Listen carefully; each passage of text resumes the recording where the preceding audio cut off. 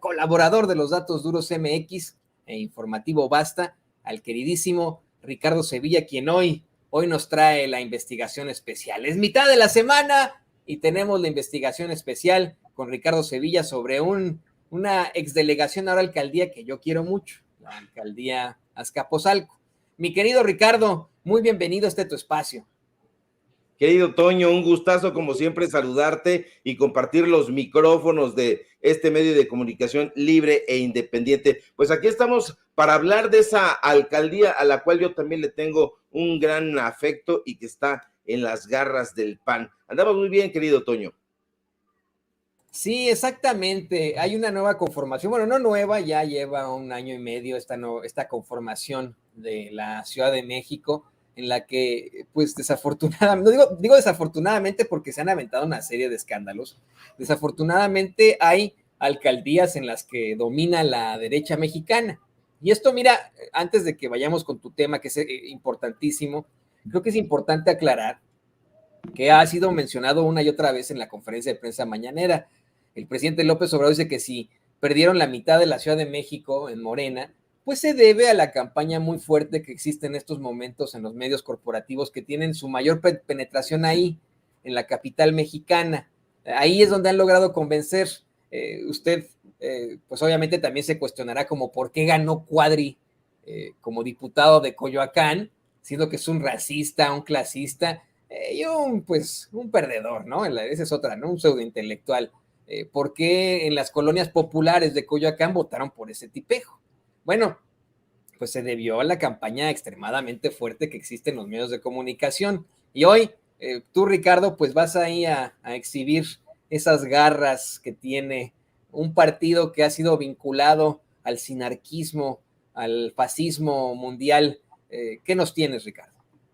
Así es, querido Toño. Hay que hablar de la Ciudad de México y hay que hablar de las alcaldías porque es importante poner los reflectores sobre estas demarcaciones. Y es que desde hace 2 décadas, vecinos y vecinas de la alcaldía Azcapotzalco aseguran que ya conocían sobre la ineficacia y los desfalcos de Margarita Saldaña Hernández. Y es que hace 20 años la panista había sido ya jefa delegacional del 1 de diciembre del 2000 al 15 de abril del 2003. Saldaña había llegado a la entonces, dices bien, delegación Azcapotzalco, después de Pablo Moctezuma Barragán. Todavía en esa época había personas crédulas que le creíamos al PAN. Vicente Fox, con ese cuento que era el cambio que nos convenía, se las ingenió para engatusarnos y como Margarita era panista y foxista, ahí vamos de crédulos inmensos a darle nuestro voto. Tarde nos dimos cuenta de que detrás de todas esas promesas y su palabrería era igual o peor de ratera que sus antecesores, aseguró doña Felisa García, quien es oriunda del pueblo de San Juan Tlihuaca, que entrevistamos en exclusiva para Sin Censura. Pero al parecer la experiencia de una desastrosa administración no fue suficiente para alertar a la población de Azcapotzalco sobre la ineficacia de Margarita Saldaña. 20 años después, la panista ha regresado para encabezar de nueva cuenta el gobierno de Azcapotzalco, una de las 16 demarcaciones territoriales de la Ciudad de México. Pero Saldaña ya no llegó siendo la misma. Está muy lejos, muy lejos de aquella joven que alguna vez estudió la carrera de escultura en la Escuela Nacional de Artes Plásticas La Esmeralda. Tampoco es ya la profesora de otrora, esa profesora que dio clases de artes plásticas a nivel preparatoria. De acuerdo con vecinos de la misma demarcación, volvió siendo una mujer dura, soberbia y corruptísima. Ahora, dejando a un lado esos testimonios, lo cierto es que Saldaña regresó siendo una mujer muy próspera. En menos de 2 décadas, la panista logró un patrimonio que a la fecha supera, agárrese, 17.7 millones de pesos entre inmuebles y vehículos, más una serie de créditos hipotecarios de más de 10 millones de pesos. No son cifras hipotéticas, no son cifras que nosotros tengamos bajo la manga, son montos y cantidades que la propia Saldaña ha dado a conocer en su última declaración patrimonial presentada a finales de 2022. En dicho documento, la alcaldesa de Azcapotzalco indica que tiene 10 bienes inmuebles entre casas, terrenos y departamentos con un valor que superan los 16.8 millones de pesos, como usted puede ver en su pantalla. Saldaña, de acuerdo con personal que trabaja actualmente en la propia alcaldía, porque ya sabe que nos buscan porque están hartos y fastidiados de la corrupción, la misma gente, bueno, pues la gente nos dice que esta mujer ha pasado por varios organismos y dependencias donde al parecer y como se ve ha sabido obtener jugosísimos ingresos. Pero más allá de esos señalamientos, cabe decir que los actores políticos de los que Saldaña se ha acompañado no son ni los más insignes ni los más reputados. Le platico, de 2007 a 2009, durante el sexenio de Felipe Calderón, Margarita Saldaña llegó al Instituto Mexicano del Seguro Social de la mano de Juan Francisco Molinar Horcasitas. ¿Lo recuerda usted? Sí, uno de los directores más lóbregos y polémicos del IMSS, sobre quien, como mucha gente sabe, recayó una ola de señalamientos de negligencia y corrupción que derivaron en el incendio de la guardería ABC, donde 49 niños murieron y 106 resultaron heridos,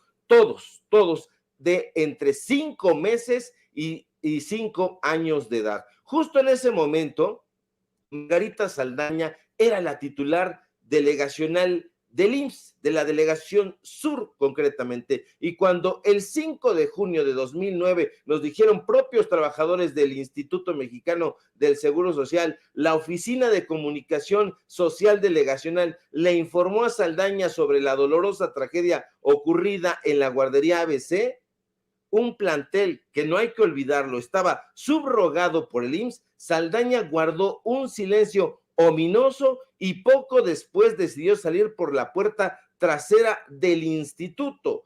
Ese mismo año y hasta 2011, mientras las aguas volvían a su cauce, Saldaña corrió a refugiarse al Fideicomiso para el Ahorro de la Energía Eléctrica, mejor conocido por sus siglas FIDE, una organización privada que por cierto fue creada en el sexenio de Carlos Salinas de Gortari y cuyos fideicomitentes son, entre otros, la Cámara Nacional de Manufacturas Eléctricas, la CONCAMIN y la Canacintra. Ahí Saldaña fue subdirectora de coordinación regional y, de acuerdo con una fuente que trabajó con ella en esa época, no realizó ahí sino una labor gris y mediocre, tolerada por su amiga, la también panista de Campeche, Yolanda Valladares, que era en ese momento la directora de este fideicomiso. No obstante, durante todo ese tiempo, una obsesión se había atornillado en la cabeza de Saldaña.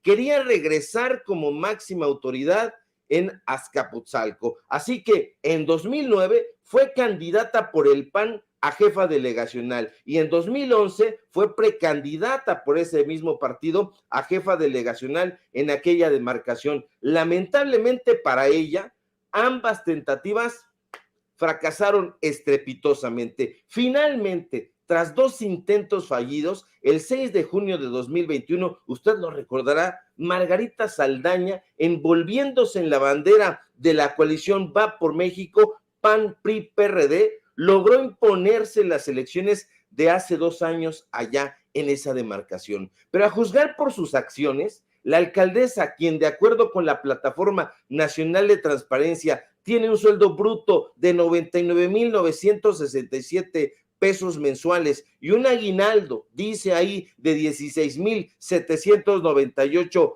pesos, no parece haber llegado a Azcapotzalco para hacer un mejor papel que sus antecesores. No, de hecho, todo parece indicar que llegó a esa demarcación para empeorar las cosas. Y es que, aunque Saldaña no goza de los enormes reflectores que tiene su homóloga Lía Limón en Álvaro Obregón, ni de la obsesiva presencia mediática que busca la alcaldesa de Cuauhtémoc, Sandra Cuevas, desde hace tiempo, la alcaldesa de Azcapotzalco acumula una enorme cantidad de señalamientos por la pésima gestión que realiza en aquella demarcación. De acuerdo con la más reciente encuesta nacional de seguridad pública urbana, realizada por el Instituto Nacional de Estadística y Geografía, el INEGI, Azcapotzalco es la alcaldía con la mayor percepción de inseguridad en la Ciudad de México. De hecho, apenas el año pasado, el 82.9% de sus habitantes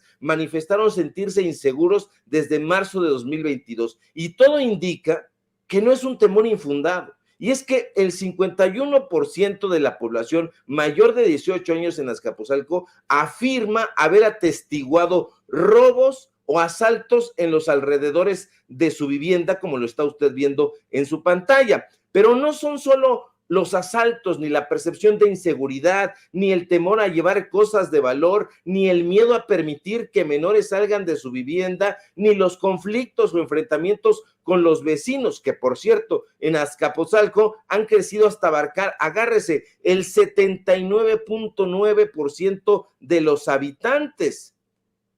En realidad, la edil panista, Toño, también ha dejado crecer delitos como los homicidios dolosos y culposos, el robo de vehículo y a transeúnte, el narcomenudeo y las lesiones dolosas, las violaciones y hasta el feminicidio.